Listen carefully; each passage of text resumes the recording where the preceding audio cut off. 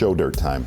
We're gonna get serious, friends. We are gonna get serious about the NEKO rig, a nail-weighted worm, right? Hey, listen, calling it a NEKO rig, number one, is really cool and it sounds cool, but a nail-weighted worm has been around for, I don't know, some of you are watching this, it's been around for decades and decades and decades, where a lot of people would just use old carpentry nails, stick it in a worm, give it a little weight.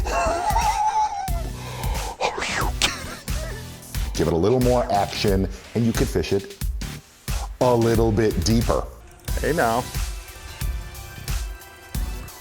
We showed them a little too much of the swim jig. That's a good lesson. That's a good lesson. We've gone through them, we've beat on them pretty good with the swim jig.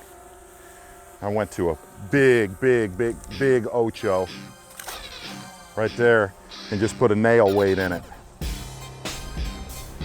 On a lot of the shows, I remember shooting a show up in Minnesota like 2 years ago where I was catching them on like a fat baby finesse worm, you know, kind of a standard finesse worm, putting a nail weight in it. And here's what was great about it. You could go through your rotation of baits like a swim jig, a regular jig, a swim bait, and then after you tuned them up, that's when I would go to a regular NEKO worm, a nail-weighted worm. How about that? A whole nasty post spawner. Let's do that again. Wow. Ha ha ha. And basically, let me show you the exact setup that I used in a show that we shot this year with a big bullworm, okay? Big striking bullworm. Here's the beauty of it. Number one, look at the size of that bullwhip, right? Look at that thing right there. All you're gonna do is take your tungsten nail weight, and that right there is an 1/8 ounce, exactly what I was using in that show, stick it into the bottom. Now this is critical. I'll take a regular standard O-ring right here, put it about right at that egg sac in the middle of the worm. To me, the most important thing about a nail weight, about a NEKO worm, the most important thing, remember this. This right here is a Pro V 1/0 finesse hook. It's actually a really big NEKO hook, but what's great about it is when you get bit on it, you own them. You own them.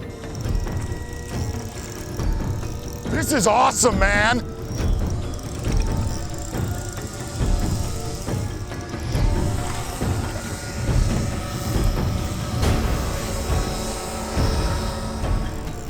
Oh my gosh.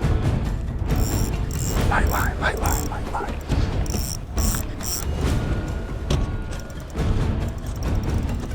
Coming up. Light line. Light line. Yeah.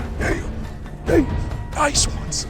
Whew. All you're gonna do, this is critical, always remember point up. So I put the nail in the bottom of the worm, come through and grab a little bit of the plastic and go right around that O-ring, okay?